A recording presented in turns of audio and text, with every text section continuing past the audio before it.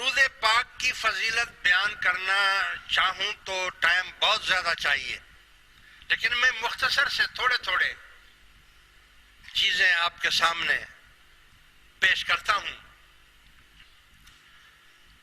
ایک تو دیکھیے، یہ نہیں فرمایا کہ قرآن شریف پڑھتے رہو، پیر کی ضرورت نہیں ہے۔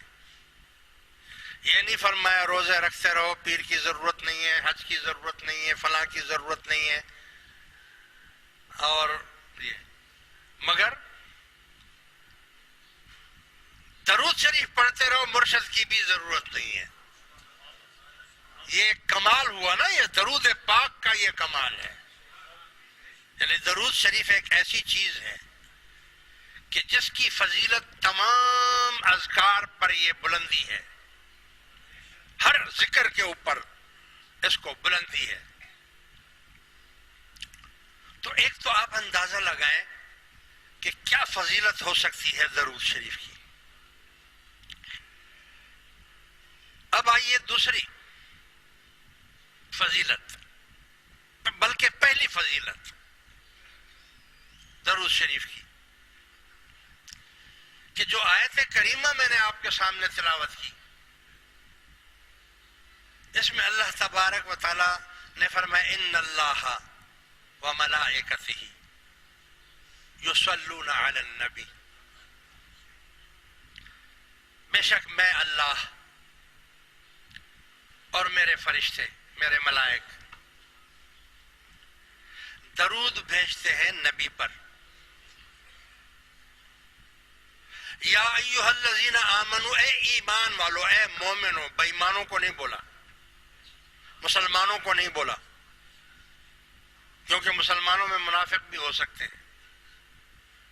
یا ایھا الذین آمنوا، اے وہ لوگوں جو مومن ہیں،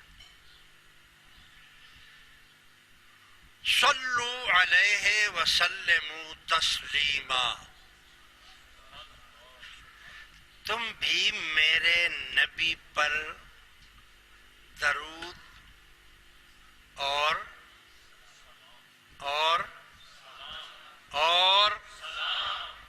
درود اور سلام بھیجو۔ دو چیزیں یاد رکھنا، یہ دو چیزیں الگ الگ ہیں، درود الگ ہے اور سلام یہ الگ ہے۔ اور قرآن نے کتنا حکم دیا؟ دونوں چیزوں کا حکم دیا کہ تم بھی درود اور سلام میرے نبی پر بھیجو۔ سب سے بڑی فضیلت، آپ جو علماء کرام ہیں یہاں پر یا ہوں،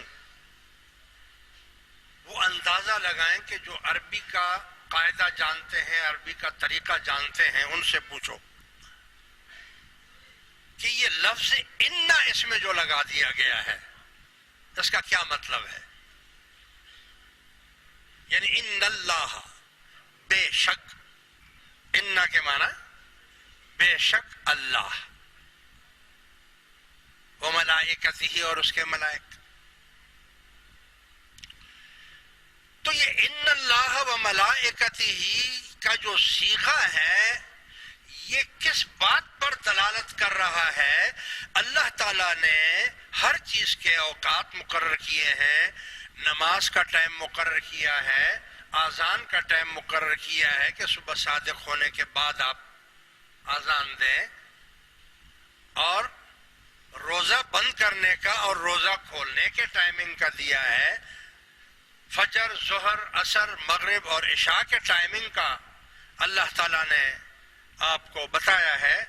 حج کا ٹائم آپ کو بتایا ہے کہ سال میں صرف ایک دن حج ہوگا، اور اس کے لیے آپ کو مکہ مکرمہ جانا پڑے گا۔ ہر چیز کے ٹائمنگ اللہ تعالیٰ نے مقرر کر دیے۔ پیدا ہونے کا ٹائم ہے، مرنے کا ٹائم ہے، قبر میں حساب و کتاب کا ٹائم ہے، قیامت کا ٹائم ہے، قیامت آئے گی، پل صراط کا ٹائم ہے، جنت اور دوزخ کا ٹائم ہے۔ ہر چیز کے لیے اللہ تعالیٰ نے وقت مقرر کیا گیا ہے۔ تو یہاں پر یہ سوال پیدا ہوا کہ یہاں پر تو اللہ تعالیٰ نے کوئی وقت ہی مقرر نہیں کیا. بھائی تم درود بھیجو، میں بھی درود بھیجتا ہوں، میرے فرشتے بھی درود بھیجتے ہیں، اور اے ایمان والو تم بھی میرے رسول پر درود اور سلام بھیجو. تو اللہ نے یہ کیوں نہیں فرمایا کہ صبح بھیجو، ظہر میں بھیجو، عصر میں بھیجو، مغرب میں بھیجو، عشاء میں بھیجو؟ کوئی ٹائم ہی نہیں بتایا. اور کتنا بھیجو؟ 1 دفعہ، 2 دفعہ، 100 دفعہ، 1000 دفعہ، 10,000 دفعہ، کتنی دفعہ بھیجو؟ نہیں، کچھ نہیں بتایا. بس یہ فرمایا. تو علماء کرام نے اور مفسرین کرام نے اس پر بحث کی ہے کہ یہ جو صیغہ ہے یہ صیغہ استمرار ہے جو دوام پر دلالت کرتا ہے، جو دوام پر دلالت کرتا ہے. یعنی درود شریف اللہ تعالیٰ بھیج رہا تھا، بھیج رہا ہے اور بھیجتا رہے گا. اللہ تعالیٰ اس بات سے عاجز نہیں ہے، اور اسی لیے تو اس کو اللہ کہتے ہیں کہ ایک ہی ٹائم میں وہ ہوائی جہاز بھی اڑا رہا ہے، اس سے بھی محیط ہے، ریل گاڑی کو چلا رہا ہے، اس پر بھی محیط ہے، پیدائش کروا رہا ہے، اس پر بھی محیط ہے، اور جو مار رہا ہے اس پر بھی محیط ہے، اور جو جہاں پر بھی ہے اس کے ساتھ ہر جگہ موجود ہے. اور جتنی بولیاں بولی جا رہی ہیں یہ سب اللہ بول رہا ہے. اور یعنی اللہ اس بات سے عاجز نہیں ہے کہ اگر وہ کوئی بعض لوگ اگر یہ خیال کرے کہ یار اگر اللہ تعالیٰ درود شریف پڑھنے میں ہی بیٹھ گیا تو باقی کام کون کرے گا. ایسا نہیں ہے. اللہ تعالیٰ بیک وقت پوری کائنات کو چلا رہا ہے، بیک وقت، اور اس میں 1 سیکنڈ کا فرق نہیں آ سکتا. سورج نے اپنے ٹائم سے نکلنا ہے، اپنے ٹائم سے غروب ہونا ہے، چاند نے نکلنا ہے، چاند نے غروب ہونا ہے، رات نے آنا ہے، دن نے جانا ہے. اس میں تاخیر، غلطی کا نام ہی اللہ کی لسٹ میں نہیں ہے. وہ غلطی کر ہی نہیں سکتا، اور نہ ہی وہ سوتا ہے. یہ بھی نہیں کہ اونگ آ جائے گی یا سو جائے گا تو پھر کائنات تو ساری ہل جائے گی. چلا ہی وہ رہا ہے. تو اس سے آپ اندازہ لگائیں کہ اللہ تبارک و تعالی معبود ہے اور ہم عابد ہیں. ہم عبادت کرنے والے ہیں. کس کی عبادت کرنے والے ہیں؟ اس معبود کی عبادت کرنے والے ہیں. اس نے ہمیں طریقے سکھائے اور کہا کہ نماز پڑھا کرو، زکوٰۃ دیا کرو، روزہ رکھا کرو، حج کیا کرو اور زکوٰۃ دیا کرو، وغیرہ وغیرہ. اور جتنی عبادات ہمیں بتائی گئیں،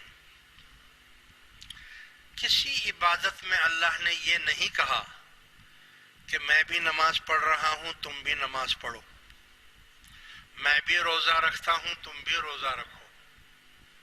بولا کہیں؟ ہاں؟ مگر درود شریف کے بارے میں بولا کہ میرے بندو یہ میرا ایسا محبوب ہے کہ اس عبادت، یہ عبادت ہے درود شریف پڑھنا، اس عبادت میں بھی تمہارے ساتھ شریک ہوں، میرے فرشتے بھی شریک ہیں.